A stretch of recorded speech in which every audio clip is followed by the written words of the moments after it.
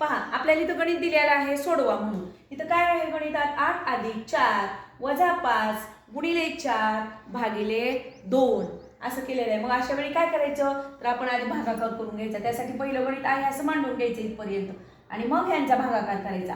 8 अधिक 4 वजा 5. आता ह्यांचा भागाकार करायचा आहे आपल्याला.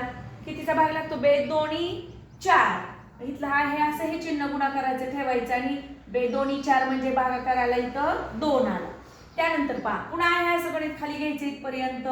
8 अधिक 4 8 अधिक 4 वजा आता ह्यांचा गुणाकार करायचा. बे पंचे 10. किती आला 10 आला.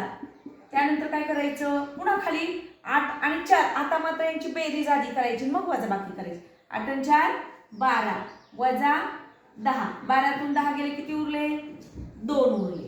अशा प्रकारे हे गणित सोडवायचं. समजलं.